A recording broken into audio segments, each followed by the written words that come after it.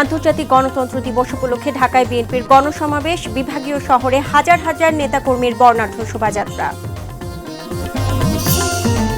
আশুলিয়ায় শ্রমিকদের দুই পক্ষের সংঘর্ষে নারী শ্রমিক নিহত, আহতরা স্থানীয় কয়েকটি হাসপাতালে চিকিৎসাধীন। মেহেরপুরে জামায়াত নেতা হত্যার অভিযোগে সাবেক পুলিশ সুপারের বিরুদ্ধে মামলা, ভারতে অনুপ্রবেশ মামলায় জামিন পেলেন মানিক। এবং নোয়াখালীতে স্থায়ী জলাবদ্ধতায় রূপ নিয়েছে বন্যার পানি, কুমিল্লার ১৭ উপজেলায় ৯২৬ কিলোমিটার সড়ক সহ ২৭টি ব্রিজ কালভার্ট বিধ্বস্ত।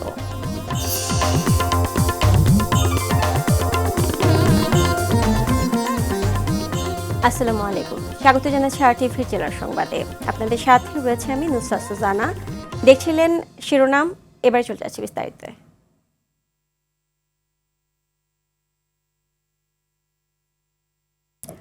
মুক্ত গণতান্ত্রিক পরিবেশে আন্তর্জাতিক গণতন্ত্র দিবস পালন করতে পেরে তুষ্ট বিএনপির সব পর্যায়ের নেতাকর্মী সমর্থকরা। ফ্যাসিস্ট শেখ হাসিনা ও তার দোসরদের বিচারের পাশাপাশি বেগম খালেদা জিয়া ও তারেক রহমানের বিরুদ্ধে সকল ষড়যন্ত্রমূলক মামলা প্রত্যাহারের দাবি জানান তারা। বলেন, অবিলম্বে অন্তর্বর্তী সরকারকে একটি সুষ্ঠু নির্বাচন দিয়ে জনগণের সরকার প্রতিষ্ঠা করতে হবে। বিস্তারিত থাকছে খান আলামিনের রিপোর্টে, সহায়তা করেছেন বিল্লাল হোসেন। সারা দেশ থেকে খণ্ড খণ্ড মিছিল নিয়ে নয়াপল্টনে জড়ো হয় বিএনপির নেতাকর্মী ও সমর্থকরা। বিরূপ আবহাওয়ার কারণে দুদিন পিছিয়ে আন্তর্জাতিক গণতন্ত্র দিবস উপলক্ষে বিএনপির এই গণসমাবেশে লক্ষ জনতার ঢল নামে। আমাদের মাঝে ঢাকা মহানগর জনতার স্রোত একদিকে নাইটেঙ্গেল মোড় ছাড়িয়ে চলে যায় কাকরাইল পর্যন্ত, অন্যদিকে ফকিরাপুল মোড় হয়ে আরামবাগ পর্যন্ত অবস্থান নেয় নেতাকর্মীরা। ঢাকা মহানগর দক্ষিণ, ঢাকা দূর দূরান্ত থেকে আসা নেতাকর্মীরা ফ্যাসিস্ট শেখ হাসিনা ও তার দোসরদের বিচার দাবি করেন। বিশিষ্ট ব্যবসায়ী বেগম খালেদা জিয়া ও তারেক রহমানের সব মিথ্যা মামলা প্রত্যাহারের দাবিও জানান তারা। আল্লাহ তিনি যেন বাংলাদেশ সুষ্ঠু নির্বাচনের জন্য প্রয়োজনীয় সংস্কার শেষ করে অনতিবিলম্বে জাতীয় নির্বাচন দিয়ে জনগণের কাছে ক্ষমতা হস্তান্তর করতে অন্তর্বর্তী সরকারের প্রতি দাবি জানায় নেতাকর্মীরা। শহীদ জিয়ার সৈনিকরা রাজপথে থাকবে, গণতন্ত্র যতদিন পুনঃপ্রতিষ্ঠা না হবে ততদিনই রাজপথে থাকবে। স্বৈরাচারী কাঠামো যাতে দেশে আর ফিরে আসতে না পারে সেজন্য এর সঙ্গে জড়িতদের দৃষ্টান্তমূলক বিচার দাবি করে গণসমাবেশে আসা সর্বস্তরের নেতাকর্মীরা। বিল্লাল হোসেন, RTV, ঢাকা। আন্তর্জাতিক গণতন্ত্র দিবস উপলক্ষে ঢাকায় গণসমাবেশ ও দেশের বিভিন্ন জেলায় বিএনপির শোভাযাত্রা অনুষ্ঠিত হয়েছে। বরিশালে বিএনপির হাজার হাজার নেতাকর্মীর অংশগ্রহণে বর্ণাঢ্য বিভাগীয় শোভাযাত্রা অনুষ্ঠিত হয়। শোভাযাত্রায় বিএনপির স্থায়ী কমিটির সদস্য বেগম সেলিমা রহমান অন্তর্বর্তী সরকারকে প্রয়োজনীয় সংস্কার শেষে নির্বাচনের রোডম্যাপ দেওয়ার আহ্বান জানান। সকালে নগরীর বাঁধ রোড এলাকায় প্ল্যানেট ওয়ার্ল্ড শিশু পার্কের সামনে সমাবেশে এ আহ্বান জানান তিনি। আন্তর্জাতিক গণতন্ত্র দিবস উপলক্ষে চট্টগ্রামে নগরীর ওয়াসা মোড় থেকে শোভাযাত্রা শুরু হয়ে নগরীর বিভিন্ন দিক প্রদক্ষিণ করে। ময়মনসিংহে বিভাগীয় সমাবেশ ও মিছিল অনুষ্ঠিত হয়েছে। দুপুরে নগরের সার্কিট হাউস মাঠে সংক্ষিপ্ত সমাবেশ শেষে মিছিল বের করা হয়। খুলনায় নগরীর শিববাড়ি মোড়ে বিএনপির স্থায়ী কমিটির সদস্য গয়েশ্বর চন্দ্র রায়ের উপস্থিতিতে বিভাগীয় সমাবেশে অনুষ্ঠিত হয়েছে। এ উপলক্ষে সিলেটে বিএনপির কেন্দ্রীয় নেতাদের অংশগ্রহণে সমাবেশ হয়েছে।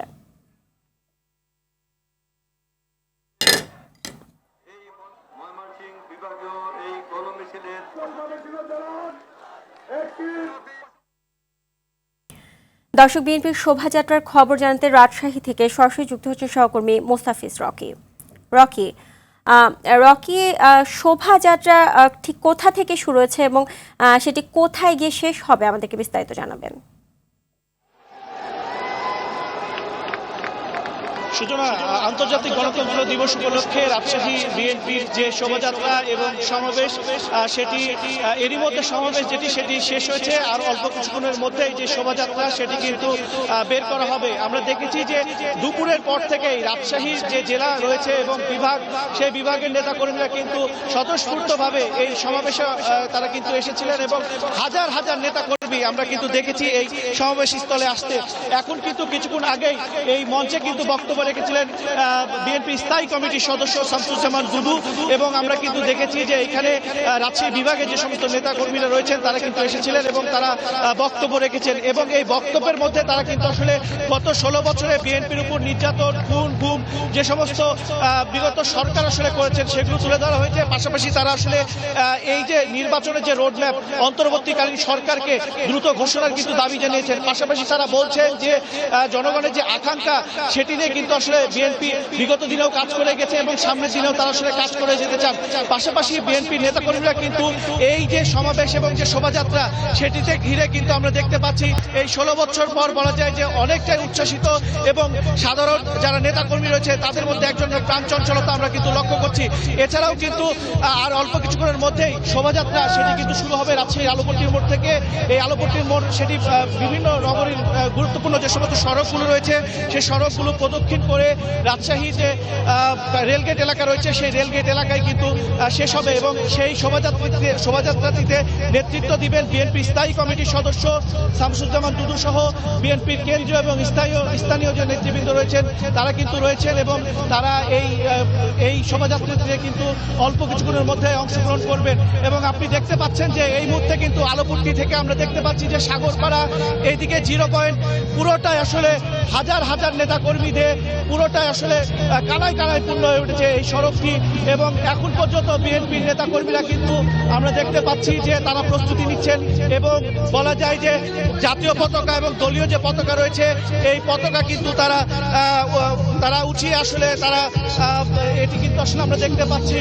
এছাড়াও কিন্তু বিভিন্ন যে গান দেশাত্মবোধক সেগুলো কিন্তু গাওয়া হচ্ছে, এবং আপনারা দেখতে পাচ্ছেন যে এ পার্টিতেও কিন্তু আমরা দেখতে পাচ্ছি যে পুরোটাই আসলে বিএনপির নেতাকর্মীদের দ্বারাই কিন্তু এখন কানায় কানায় পূর্ণ হয়ে উঠেছে। তো এখন পর্যন্ত যদি কথা বলি সুজনা, তো এখন পর্যন্ত আসলে এই যে সমাবেশ সেটি কিন্তু শেষ হয়েছে, অল্প কিছুক্ষণের মধ্যেই বিএনপি যে শোভাযাত্রা সেটি শেষ হবে। জি, ধন্যবাদ আপনাকে। দর্শক, বিএনপির শোভাযাত্রার খবর জানাতে খুলনা থেকে সরাসরি যুক্ত হচ্ছেন সহকর্মী SM মনিরুজ্জামান। মনির, শোভাযাত্রা পূর্ববর্তী সমাবেশ শেষ হয়েছে কিনা এবং নেতারা কর্মীদের কি তথ্য দিয়েছেন আমাদেরকে বিস্তারিত জানাবেন।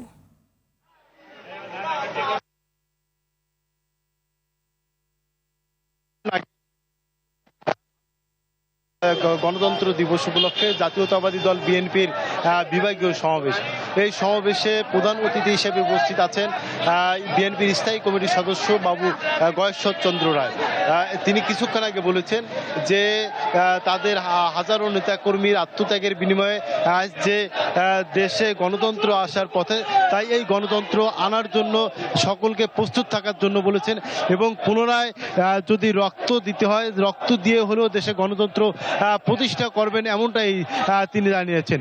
আজকের এই সমাবেশে সভাপতিত্ব করেছেন খুলনা মহানগর বিএনপির সভাপতি শফিকুল আলম মনা।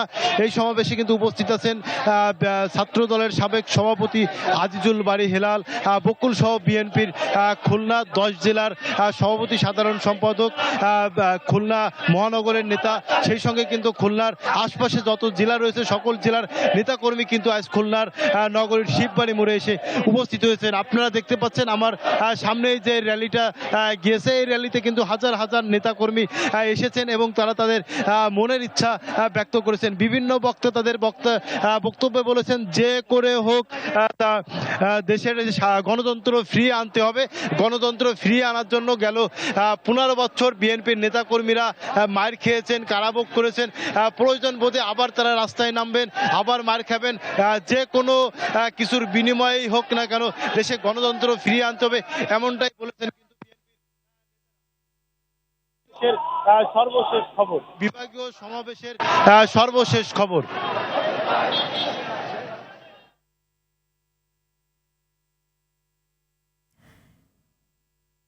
ধন্যবাদ। দর্শক, আমরা এখন চলে যাব নয়াপল্টনে। সৈনিক আমরা, বেগম খালেদা জিয়ার সৈনিক আমরা, তারেক রহমানের সৈনিক। তাই আমাদের আন্দোলনের শেষ পর্যায়ে কিছুটা বাকি আছে, সেটা আমরা সমাপ্ত করব ইনশাআল্লাহ। আমরা পারবো না ভাই, হাত তুলে একটু দেখিয়ে দেন যে আমরা পারবো না বলে নেতার বক্তব্য শোনার জন্য আমি আমার বক্তব্য শেষ করছি।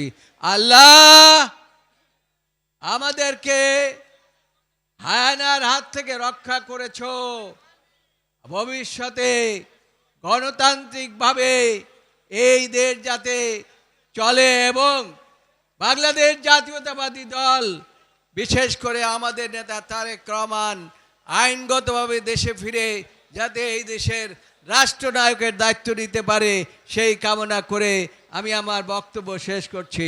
আল্লাহ হাফেজ। বাংলাদেশ জিন্দাবাদ, বাংলাদেশ জাতীয়তাবাদী দল জিন্দাবাদ, জনাব তারেক রহমান জিন্দাবাদ। সকলকে ধন্যবাদ। আসসালামু আলাইকুম।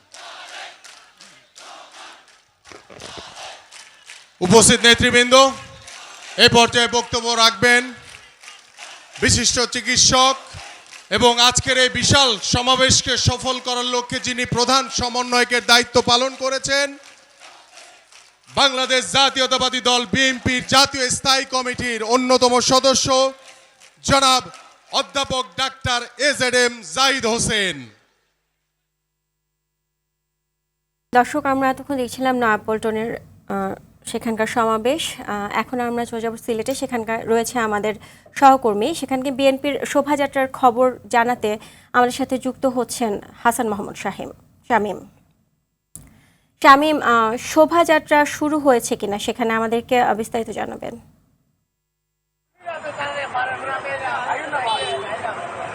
যেমনটা বলছিলেন, আসলে সিলেটের বিভাগীয় বিএনপির আছি সেটি প্রদক্ষিণ করে সিলেট নগরীর যে রেজিস্ট্রি মাঠ আছে সেই রেজিস্ট্রি মাঠের দিকে চলে গিয়েছে এবং কিছুক্ষণ আগে কিন্তু সিলেটের যে ঐতিহ্যবাহী আলিয়া মাদ্রাসা ময়দান আছে সেই আলিয়া মাদ্রাসা ময়দানে বিএনপির বিভাগীয় সমাবেশ অনুষ্ঠিত হয়েছে এবং সেখানে প্রচুর সংখ্যক নেতাকর্মীরা তারা কিন্তু সিলেটের 4টি জেলা থেকে এখানে এসে যোগ দিয়েছেন এবং যোগ দিয়ে তারা কিন্তু তাদের কথা বলার চেষ্টা করছেন এবং এখনো পর্যন্ত আমরা দেখতে পাচ্ছি প্রচুর সংখ্যক মানুষজন এই শোভাযাত্রায় অংশগ্রহণ করছেন। গত 15 সেপ্টেম্বর তারিখে এই শোভাযাত্রাটি অনুষ্ঠিত হওয়ার কথা ছিল, কিন্তু বৈরী আবহাওয়ার কারণে আসলে একটি পিছিয়ে আজকে করা হয়েছে এবং এই ফলে কিন্তু এখানকার যারা বিএনপি নেতাকর্মীরা আছেন তারা দীর্ঘ 15 বছর পর স্বাধীনভাবে তাদেরকে মুভমেন্ট সেটি করতে দেখতে পাচ্ছি শোভাযাত্রার কিছু সবাই মিলে যে মূল যে জায়গাটি আছে রেজিস্ট্রি মাঠ সেখানে যাওয়ার চেষ্টা করছেন। মির্জা আব্বাস যিনি বিএনপি নেতৃস্থানীয় আজকে এই যে প্রোগ্রাম ছিল সেই প্রোগ্রামের প্রধান হিসেবে উপস্থিত হওয়ার কথা ছিল, কিন্তু তিনি আসতে পারেননি। তারপরেও কিন্তু মানুষজন স্বতঃস্ফূর্তভাবে এই বিএনপির যে সমাবেশ সেখানে অংশগ্রহণ করেছে। সেটাই ছিল সিলেটে আমার কাছে থাকা এখানকার সর্বশেষ পরিস্থিতি। ধন্যবাদ আপনাকে। বৈষম্য বিরোধী আন্দোলনে শেখ হাসিনার পদত্যাগের পর বিজয় উল্লাসে ফেটে পড়ে ছাত্র জনতা। আনন্দ ভাগাভাগি করতে গাজীপুরের মাওনায় বিজয় মিছিলে যোগ দেয় টাঙ্গাইলের যুবক বিপ্লব। সেখানে গুলিবিদ্ধ হয়ে মৃত্যু হয় তার। সেই থেকে পরিবারটিতে নেমে এসেছে শোকের ছায়া। বাকরুদ্ধ হয়ে গেছেন বাবা মা। সন্তানের কথা মনে হলেই তারা ছুটছেন কবরের কাছে, চাচ্ছেন ছেলে হত্যাকারীদের বিচার। টাঙ্গাইল প্রতিনিধি কামাল হোসেনের প্রতিবেদন, জানাচ্ছেন নাদিরা সুলতানা। এই কান্না সন্তানহারা মা বিলকিস বেগমের। ছেলের কবরের পাশে বসে দিন কাটে শোকে কাতর মায়ের।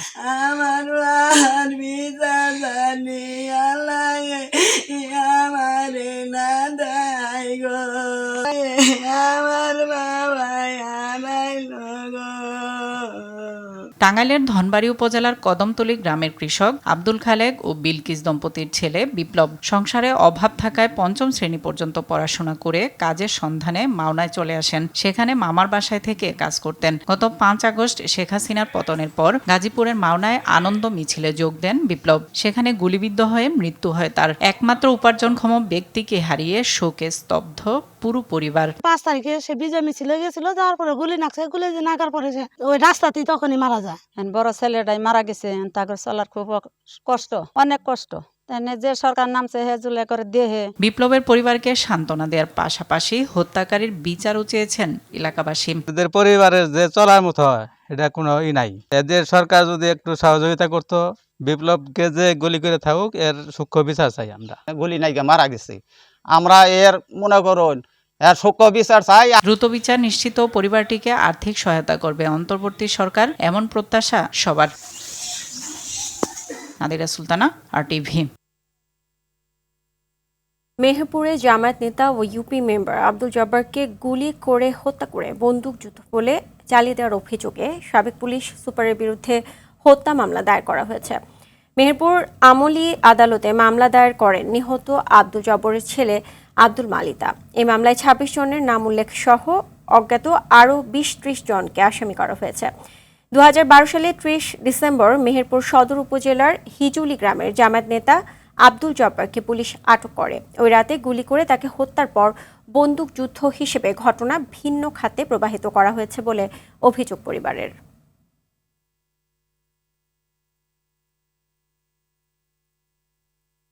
সিলেট সীমান্ত দিয়ে ভারতে পালিয়ে যাওয়ার অভিযোগে দায়ের করা মামলায় জামিন পেয়েছেন সাবেক বিচারপতি শামসুদ্দিন চৌধুরী মানিক।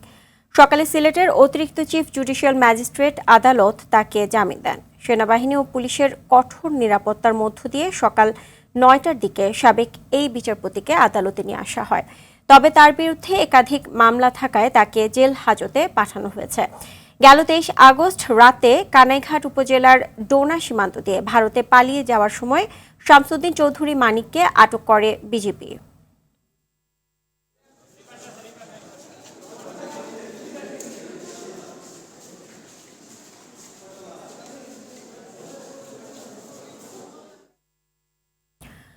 শ্রম ও কর্মসংস্থান মন্ত্রণালয়ের উপদেষ্টা আসিফ মাহমুদ সজীব ভুঁইয়া বলেছেন, ফ্যাসিবাদের বিলোপে সংস্কারের উদ্যোগ নেওয়া হয়েছে। জনগণের ম্যান্ডেটে এই সংস্কার কাজ চলছে। সকালে রাজশাহীতে ১৩৩ কোটি টাকা ব্যয়ে নির্মিত জাতীয় পেশাগত স্বাস্থ্য ও নিরাপত্তা বিষয়ক গবেষণা ও প্রশিক্ষণ ইনস্টিটিউটের উদ্বোধন শেষে সাংবাদিকদের এসব কথা বলেন তিনি। উপদেষ্টা বলেন, সংস্কার শেষে নির্বাচন দিয়ে ক্ষমতা হস্তান্তর করা হবে। এ সময় শ্রম ও কর্মসংস্থান মন্ত্রণালয়ের সচিব AHM শফিকুজ্জামান, IL এর কান্ট্রি ডিরেক্টর তুমু পুতিয়ানিন, সেনা কল্যাণ সংস্থার চেয়ারম্যান মেজর জেনারেল হাবিবুল্লাহ সহ সংশ্লিষ্টরা উপস্থিত ছিলেন।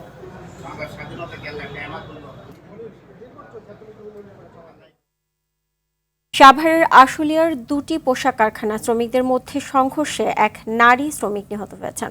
এতে আহত হয়েছেন বেশ কয়েকজন শ্রমিক। সকালে আশুলিয়ার জিরাবো এলাকায় এই ঘটনা ঘটে। পুলিশ জানায়, বন্ধ মাস্কট কারখানার সামনে অবস্থান নেন ওই কারখানার শ্রমিকরা। এ সময় সেনাবাহিনী ও পুলিশ তাদেরকে সরিয়ে দিতে গেলে বিক্ষুব্ধ শ্রমিকরা পাশে থাকা রেডিয়েন্স গার্মেন্টসে ইট পাটকেল নিক্ষেপ করেন। এক পর্যায়ে রেডিয়েন্সের শ্রমিকরা তাদের বাধা দিলে শুরু হয় ধাওয়া পাল্টা ধাওয়া। এ সময় ইটের আঘাতে রোকেয়া নামের এক শ্রমিকের মৃত্যু হয়। এই ঘটনায় আহতরা স্থানীয় কয়েকটি হাসপাতালে চিকিৎসাধীন রয়েছেন।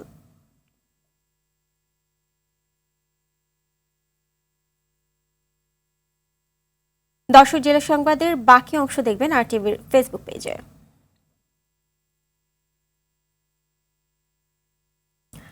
নোয়াখালীতে বন্যার পানি স্থায়ী জলাবদ্ধতায় রূপ নিয়েছে। এতে এখনও এ জেলায় পানিবন্দী আছে ১২ লাখ মানুষ। গতকালের টানা বৃষ্টিতে কিছু এলাকায় আবারও পানি জমে দুর্ভোগে পড়েছেন সাধারণ মানুষ। ফেনীর দাগনভূঞার নিচু এলাকায় পানি নিষ্কাশনের কোনো ব্যবস্থা না থাকায় কয়েক হাজার মানুষ পানিবন্দী অবস্থায় রয়েছে। ৭ দিন ধরে দাগনভূঞা কেন্দ্রীয় জামে মসজিদে পানি জমে থাকায় সেখানে নামাজ আদায় করতে পারছেন না মুসল্লিরা। বরিশালে বৃষ্টি না থাকলেও কমেনি জলাবদ্ধতা। দুর্বল ড্রেনেজ ব্যবস্থার কারণে খালের চারপাশে বিভিন্ন এলাকা ও সড়কে এখনও পানি জমে আছে। এদিকে বাতাসের গতিবেগ বেশি থাকায় ও অমাবস্যা হওয়ার কারণে বরিশাল বিভাগে প্রায় সব নদ-নদীর পানি জোয়ারের সময় বিপদসীমার উপর দিয়ে প্রবাহিত হতে পারে বলে জানিয়েছে বরিশাল আবহাওয়া অফিস ও পানি উন্নয়ন বোর্ড।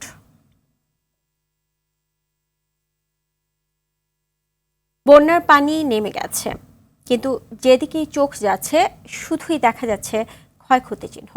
বিশেষ করে গ্রামীণ পর্যায়ে বন্যা দুর্গত এলাকাগুলোতে যোগাযোগ ব্যবস্থা একেবারেই ভেঙে পড়েছে। চলমান বন্যায় কুমিল্লার ১৭ উপজেলার ৯২৬ কিলোমিটার গ্রামীণ সড়ক এবং ২৭টি ব্রিজ কালভার্ট বিধ্বস্ত হয়ে গেছে। পানি নেমে যাওয়ার সাথে সাথে শুধুই দৃশ্যমান হচ্ছে ক্ষতচিহ্ন। কুমিল্লা থেকে আবুল খায়েরের পাঠানো প্রতিবেদন জানাচ্ছেন নুসরাত জাহান সিন্ধি। গোমতী নদীর বাঁধ ভেঙে কুমিল্লা বুড়িচং ব্রাহ্মণপাড়ার প্রধান সড়কটি এখন চলাচলের অনুপযোগী। উপজেলার ভরাসার, ইছাপুর, বুরবুরিয়া, কালিকাপুর, ভবানীপুর সড়ক ভেঙে খাদে পরিণত হয়েছে। শুধু তাই নয়, ঢলের পানিতে বিলীন হয়ে গেছে এখানকার বেশিরভাগ গ্রামীণ সড়ক। বাকি সড়কগুলোতেও বড় বড় খানাখন্দ সৃষ্টি হয়, যান চলাচল কঠিন হয়ে পড়েছে। বুরবুরিয়া ফুল থেকে বেরা আর এদিকটা এই এরিয়া কিন্তু আমাদের এই এলাকার এরিয়াটা, কিন্তু এদিক দিয়ে পুরো রাস্তা ভেঙে গেছে। নানুর বাজার যাওয়ার যে প্রধান রাস্তা, এই রাস্তার এমন বেহাল দশা হয়েছে যে এই রাস্তা দিয়ে হেঁটে যাওয়াটাই অসম্ভব হয়ে গেছে। রাস্তা দিয়ে যে গাড়ি চলবো এরকম কোনো অবস্থাই নেই। এসব সড়ক দ্রুত সংস্কারের উদ্যোগ না নিলে দুর্গত এলাকার মানুষের পুনর্বাসন ব্যবস্থা দীর্ঘায়িত হওয়ার আশঙ্কা করছে ভুক্তভোগীরা। ঘরের ভিতরে পুষ্করের মতো গাত হয়ে গেছে, এমন ভাবে ধ্বংসস্ত হয়েছে, চলাচল বা যোগাযোগের ব্যবস্থা খুব খারাপ অবস্থা। এখানে যাতে ইট কংক্রিট ফাড়াইয়া যাতে মানুষ সাধারণত ব্যবস্থা করে। প্রশাসনের প্রাথমিক পর্যবেক্ষণে দেখা গেছে চলমান বন্যায় গোটা জেলার 962 কিলোমিটার সড়ক বিধ্বস্তের পাশাপাশি ভেঙে গেছে 27টি ব্রিজ কালভার্ট। এগুলো পানি শুকানোর সাথে সাথে আমাদের টিম দ্বারা মেরামতের চেষ্টা করছি। পুরোপুরি শুকিয়ে গেলে ক্ষয়ক্ষতি পরিমাণটা নির্ভর করা সম্ভব হবে। এই অবস্থায় দ্রুত প্রয়োজনীয় ব্যবস্থা নেওয়ার দাবি ভুক্তভোগীদের। নুসরাত জাহান সিনথি, RTV। বন্যার পানি কমার সঙ্গে লক্ষ্মীপুরে ওয়াবদা ও রহমতখালী খালের তীব্র স্রোতে ভাঙন শুরু হয়েছে। এরই মধ্যে অনেকে ভিটে মাটি হারিয়ে পরিবার নিয়ে চরম বিপাকে পড়েছে। ভাঙনের হুমকিতে রয়েছে হাজারের বেশি পরিবারের বসতভিটা। ভাঙন রোধে দ্রুত ব্যবস্থা নেওয়ার দাবি স্থানীয়দের। লক্ষ্মীপুর প্রতিনিধি পলাশ সাহার প্রতিবেদন জানাচ্ছেন নাদিরা সুলতানা। লক্ষ্মীপুরের বিভিন্ন এলাকা থেকে বন্যার পানি কমলেও ভোগান্তি কমেনি স্থানীয়দের। তীব্র স্রোতে ভাঙনের মুখে পড়েছে রহমতখালী ও আবদা খালপাড়ের বাসিন্দারা। ইতিমধ্যে বিলীন হয়েছে কয়েকশো স্থাপনা। এবারের বন্যায় খালের তীব্র স্রোত থাকায় ভাঙন ব্যাপক আকার ধারণ করেছে। পাশের জেলাগুলো থেকে বানের পানি আসছে এই খাল দিয়ে। এতে সদর উপজেলার আমিনবাজার, টুমচর, পিয়ারাপুর, ভবানীগঞ্জ, কালীরচর গ্রামে ভাঙন চলছে। দুশ্চিন্তায় দিন কাটছে খালপাড়ের বাসিন্দাদের। যখন বসতি করি হে জায়গাও ভাঙি চলে যাওয়ার আমরা শেষ পিঠা বাড়ি আসলে তো 2-3 গ্রিস মানুষ আসলে বসবাস করছে এখানে। এত ব্যাক অন ব্যাক চলে গেছে, কি বসত বাড়ি চলে গেছে, ভেঙে গেছে। তারপরে কৃষিখাত, খামার সকল কিছু নদীতে বেশি গেছে। ভাঙন থেকে রক্ষা পেতে মানববন্ধন সহ বিভিন্ন কর্মসূচি পালন করেছে স্থানীয়রা। তারপরও টনক নড়েনি কর্তৃপক্ষের। এই খালের ভাঙনটা কিভাবে রোধ করা যায়, ফার্স্ট অ্যান্ড লাস্ট আমাদের মূল উদ্দেশ্য হলো এটা। সরকারের কাছে আবেদন করি আমরা সব কিছু আপনারা ব্যবস্থা করে দেন। এদিকে ভাঙন রোধে পানি উন্নয়ন বোর্ডের সঙ্গে সম্মিলিতভাবে কাজ করার কথা জানান জেলা প্রশাসক। পানি উন্নয়ন বোর্ডের যে এক্সিএন মহোদয় আছে তাকে অনুরোধ করেছি যে এটা যেন সরজমিনে পরিদর্শন করে যেখানে ভাঙনটা কিছুটা রোধ করা সম্ভব হয় একটু যেন ব্যবস্থাটা গ্রহণ করে। ভিটেমাটি রক্ষায় ভাঙন রোধে কার্যকর ব্যবস্থা নেওয়ার দাবি স্থানীয়দের। নাদিরা সুলতানা, RTV। ফেনীর ফুলগাজীতে বন্যার্তদের জন্য ফ্রি মেডিকেল ক্যাম্পের আয়োজন করা হয়েছে। সকালে উপজেলার সরকারি পাইলট স্কুলে আয়োজিত ক্যাম্পে অন্তত 1000 মানুষকে বিনামূল্যে সেবা দেওয়া হয়। Ziaur Rahman foundation, doctors association of Bangladesh, ড্যাবের যৌথ আয়োজনে অনুষ্ঠিত ক্যাম্পে প্রধান অতিথি ছিলেন জিয়াউর রহমান ফাউন্ডেশনের নির্বাহী পরিচালক অধ্যাপক ডাক্তার ফরহাদ হালিম ডোনার। এ সময় ড্যাবের কেন্দ্রীয় কমিটির ভাইস প্রেসিডেন্ট ডাক্তার মোশতাক রহিম স্বপন, বিএনপির সহ স্বাস্থ্য বিষয়ক সম্পাদক ডাক্তার পারভেজ রেজা কাকন সহ অন্যান্য নেতাকর্মীরা উপস্থিত ছিলেন।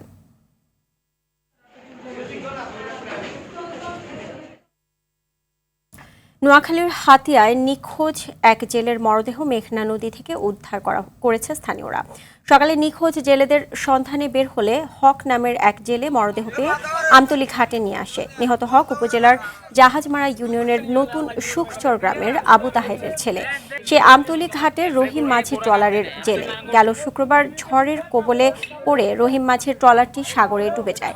এতে নিহত হক সহ 16 জন নিখোঁজ হয়। রোববার সকালে স্থানীয় জেলেরা 12 জনকে জীবিত উদ্ধার করে। এখনও 3 জন নিখোঁজ রয়েছে। টানা 4 দিন ধরে বিদ্যুৎ বিচ্ছিন্ন বরগুনার পাথরঘাটা উপজেলা। এতে চরম ভোগান্তিতে পড়েছে শিক্ষার্থী, ব্যবসায়ী সহ গোটা উপজেলার বাসিন্দারা। ব্যাহত হচ্ছে উপজেলার স্বাস্থ্য কমপ্লেক্সের স্বাস্থ্যসেবা। বিদ্যুৎ না থাকায় বরফ সংকটে সাগরে মাছ শিকারে যেতে পারছে না জেলেরা। পাথরঘাটা থেকে তাওহিদুল ইসলাম শুভর তথ্যচিত্রে বিস্তারিত জানাচ্ছেন জুবাইর রাজিন। গেল 11 সেপ্টেম্বর থেকে বিদ্যুৎ নেই বরগুনার পাথরঘাটায়। এতে চরম ভোগান্তিতে উপজেলার 7টি ইউনিয়ন ও একটি পৌরসভার প্রায় 2.5 লাখ মানুষ। তীব্র গরমে অতিষ্ঠ স্থানীয়রা। তাদের অভিযোগ, কোনো নোটিশ ছাড়াই দিনের পর দিন বিদ্যুৎ সংযোগ বন্ধ রাখে পল্লী বিদ্যুৎ সমিতি।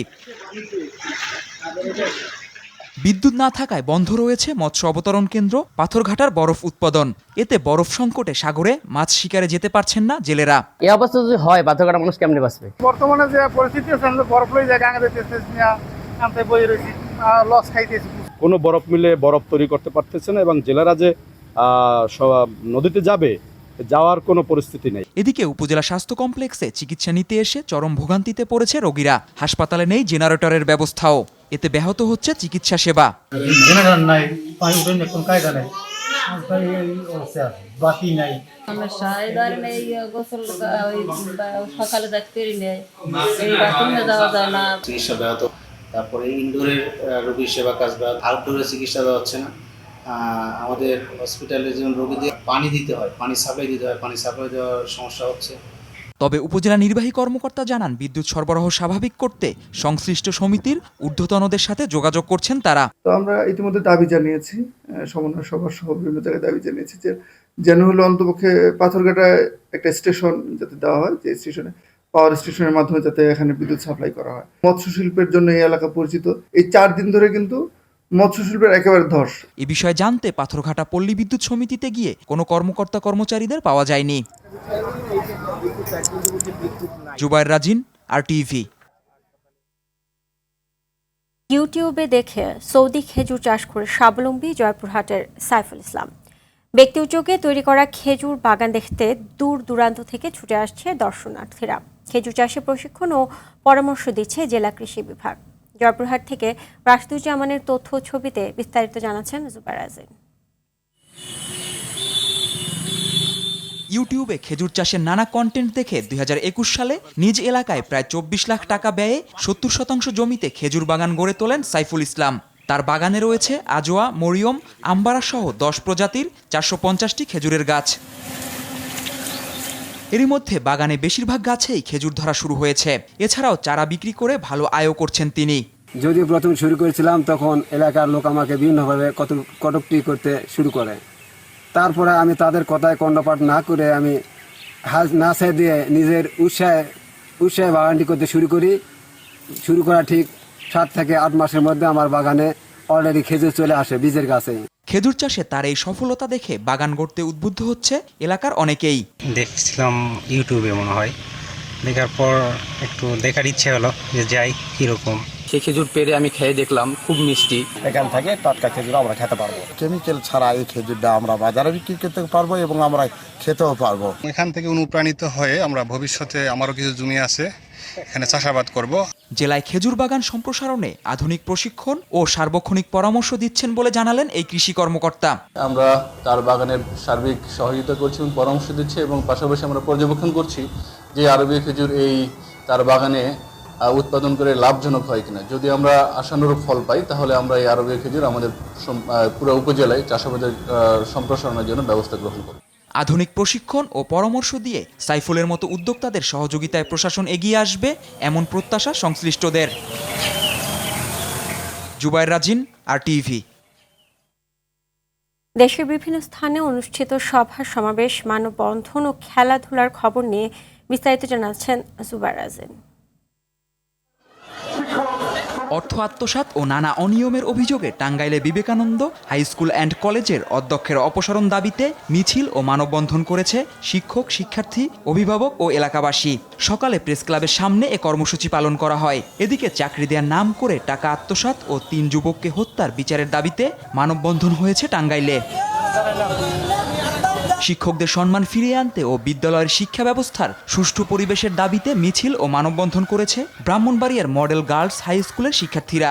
বিদ্যালয়ের প্রধান ফটক থেকে বের হওয়া মিছিল শেষে স্থানীয় প্রেস ক্লাবের সামনে গিয়ে মানববন্ধন করে তারা। বৈষম্যহীন গণতান্ত্রিক শিক্ষা ব্যবস্থা, সন্ত্রাস ও দখলমুক্ত শিক্ষাঙ্গনের দাবিতে বিক্ষোভ মিছিল, মানববন্ধন ও সমাবেশ হয়েছে ঝিনাইদহে। সমাজতান্ত্রিক ছাত্র ফ্রন্টের পক্ষ থেকে এ কর্মসূচি পালন করা হয়। গোপালগঞ্জে স্বেচ্ছাসেবক দলের ক্রীড়া সম্পাদক শওকত আলী দিদার হত্যা ও সভাপতি SM জিলানির ওপর হামলার প্রতিবাদে বিক্ষোভ করেছে নোয়াখালীর বেগমগঞ্জ উপজেলা ও চৌমোহনী পৌর স্বেচ্ছাসেবক দল। চৌমোহনীর ব্যাংক রোড থেকে বিক্ষোভ মিছিলটি শুরু করে শহরের গুরুত্বপূর্ণ সড়ক ঘুরে পূর্ববাজারে গিয়ে শেষ হয়। ভোলার লালমোহনে উত্তরবাজার এলাকায় অগ্নিকাণ্ডের ঘটনা ঘটেছে। ভোররাতে লাগা আগুনে 10টি দোকান পুড়ে যায়। এতে কয়েক কোটি টাকার ক্ষয়ক্ষতি হয়েছে বলে দাবি ক্ষতিগ্রস্ত ব্যবসায়ীদের। নোয়াখালীতে গৃহবধূকে কুরুচিপূর্ণ ইঙ্গিতের প্রতিবাদ করায় বাড়িঘরে হামলা ও লুটপাট করেছে দুর্বৃত্তরা। এ ঘটনার বিচারের দাবিতে সংবাদ সম্মেলন করেছে ভুক্তভোগীর পরিবার। ময়মনসিংহের ভালুকায় এক খামারির শতাধিক পেঁপে গাছ কেটে ফেলেছে দুর্বৃত্তরা। রাতে ভরাডোবা ইউনিয়নে খোকন হোসেন ঢালির মৎস্য খামারে এ ঘটনা ঘটে।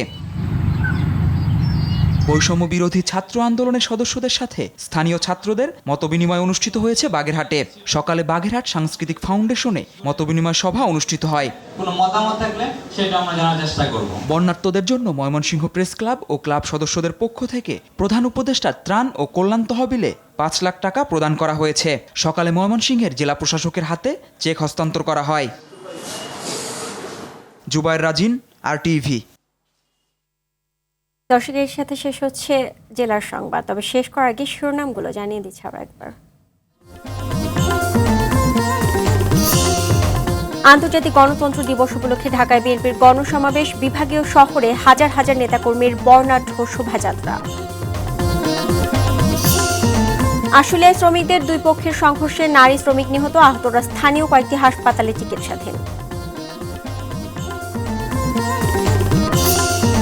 মেহেরপুরে জামায়াত নেতা হত্যার অভিযোগে সাবেক পুলিশ সুপারের বিরুদ্ধে মামলা, ভারতে অনুপ্রবেশ মামলায় জামিন পেলেন মানিক। এবং নোয়াখালীতে স্থায়ী জলাবদ্ধতায় রূপ নিয়েছে বন্যার পানি, কুমিল্লার 17 উপজেলার 926 কিলোমিটার সড়ক সহ 27টি ব্রিজ কালভার্ট বিধ্বস্ত। জেলার সংবাদ পর্যন্তই। সবশেষ সংবাদ জানতে যে কোনো মোবাইল ফোন থেকে 2414 নম্বর ডায়াল করুন। সন্ধ্যার সংবাদ 7:15 দেখার আমন্ত্রণ রইল। আপনার সাথে থাকার জন্য ধন্যবাদ সবাইকে।